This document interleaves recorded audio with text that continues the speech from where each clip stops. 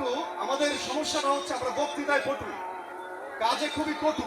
মানে আমরা কাজে খুবই কটু আচরণ করে থাকি, বক্তৃতায় অত্যন্ত বড় বড় কথা বলে থাকি। মাহফুজ ইকরাম যে কবিতাটা এখানে পড়েছে অত্যন্ত চমৎকার লেগেছে এবং আজকের এই অনুষ্ঠানে শ্রেষ্ঠ কবিতা আমার বিবেচনায় হয়েছে, তাকে পুরস্কার দেওয়ার জন্য আমি অনুরোধ জানাবো আজকের আয়োজক সেন্টু ভাইকে। এবং সেন্টু ভাইয়ের প্রতি আমি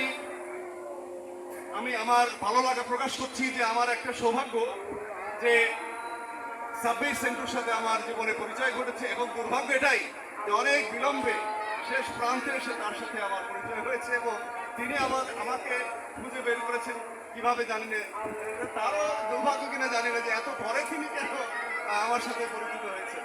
আমি এই আজকের এই আয়োজন তিনি যে কথা বলেছেন অত্যন্ত সাহসী উচ্চারণ তিনি করেছেন, যেটা ইমরান ফরোজ কিছুটা খেদোক্তি করেছেন যে ঢাকার সমালোচনা আমরা না করি।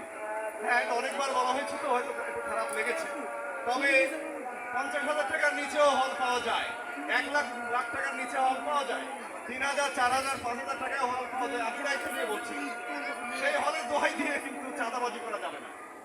যারা একটু স্বচ্ছল আছে, যারা একটু টাকার বিনিময়ে নাম করতে আগ্রহী, টাকার বিনিময়ে অতিথি এবং একটু প্রচার, একটু ব্র্যান্ডিং পেতে আগ্রহী, তাদের কাছ থেকে টাকাটা নিয়ে নেন, তাদের দুইজনের কাছ থেকে নিয়ে নেন, আবার তাদেরকে উপস্থাপনা করতে দৃষ্টিকটু আচরণ করবেন না। সেন্টু সেই প্রমাণটা আজকে রেখেছেন।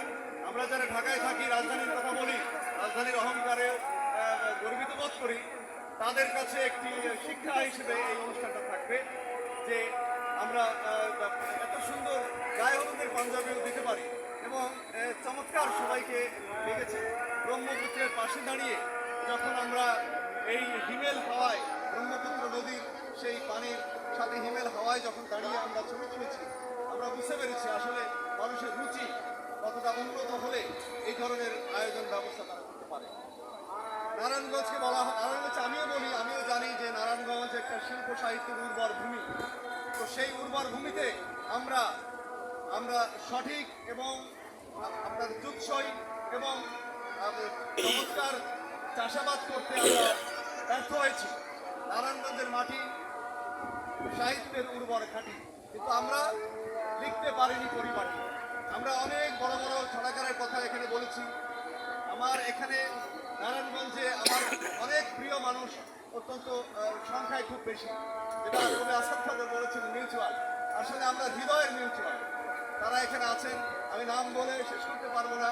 বিশেষ করে নজরুল ইসলাম শান্ত আছেন এবং এখানে আরো অনেকে, বিশেষ করে এসে শামীম ভাই আছেন, তিনি দরাজ দিলের মানুষ। আমরা তার বাড়িতে গিয়ে সেটা প্রমাণ পেয়েছি। তিনি একজন সঙ্গীত শিল্পী এবং চলচ্চিত্রের একজন নায়ক। আমরা নারায়ণগঞ্জের জসিম দাকে বলে থাকি, তিনি এখানে এখন পর্যন্ত আছেন। আরও যারা আছেন, এই হীরার কবিতাটা আমার ভালো লেগেছে, একটু বলে রাখি। রমজান বিন মোজাম্মেলের কবিতাটা আমার ভালো লেগেছে।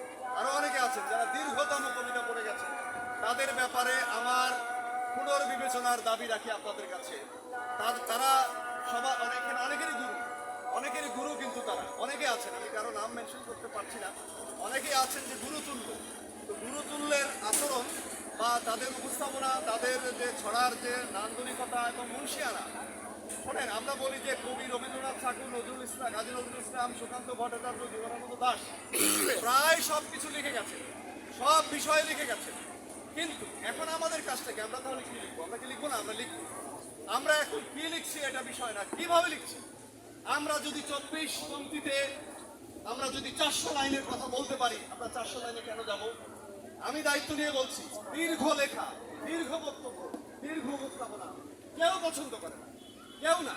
হয়তো কারো চাটুকার গোষ্ঠী থাকবে, একজন ব্যক্তির চাটুকার গোষ্ঠীর সামনে কিছু ঘুরে থাকে, গুড়গুড় করে, তারা হাত তালি দেবে, চালিয়ে যান বলবে।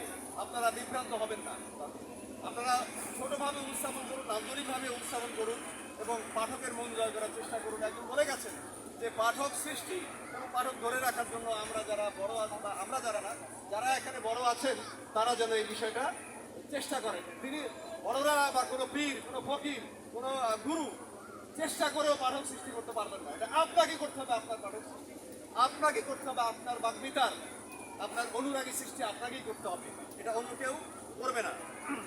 তো যাক, আর একটা বিষয় আমি বলতে চাই যে এই পার্কটা যিনি করেছেন নজরুল ইসলাম ভাই, উনি কি আছেন? উনি এখন রাইটার এসেছিলেন, ওনাকে ধন্যবাদ জানাই। অনেক বাণিজ্যিক প্রতিষ্ঠান তিনি করতে পারতেন, ব্যাপক লাভের মুখ দেখতে পারতেন, বিদেশে টাকাও বাজার করতে পারতেন, কিন্তু তিনি এই যে এখানে একটা পার্ক করেছেন, যে পার্কে আমরা সুন্দরভাবে পাশে শিশুদেরকে নিয়ে, গাছ বৃক্ষরাজিকে নিয়ে আমরা এই যে পশু পাখির আদলে আমরা এখানে অনুষ্ঠানটা করতে পেরেছি। আশা করি, আমার মনে হয় তার অনেক সহযোগিতা এখানে আছে। তাকে ধন্যবাদ জানাবো এই ধরনের একটা প্রাকৃতিক নিসর্গ মন্ডিত একটা উদ্যানের ব্যবস্থা করার জন্য। আমি আর কি বেশি কথা বলবো না। সবাইকে আহ্বান জানাবো যে আপনারা ছোট করে লিখবেন এবং মানুষের মন জয় করার চেষ্টা আপনারা আলাদা করে করতে হবে না, ভালো কথা লিখবেন, আপনারা মানুষের কথা বলবেন। গত কি চলছে, গত 17 বছর ধরে এই কবি লেখকদের মধ্যে যে ধরনের চাটুকারিতা এক ধরনের তৈরি হয়েছিল, তারা মানুষের মনে কোনো জায়গা করতে পারেনি।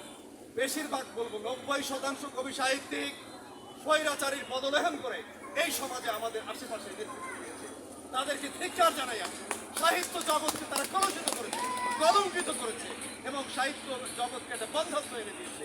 তাদের থেকে আমরা শিক্ষা নিয়ে আমরা সাহসের সাথে, আমরা অনেকে ইসরায়েলের বিরুদ্ধে সাহসের সাথে বলছি, হাসিনার বিরুদ্ধে কিন্তু এই সাহস দেখাতে পারি।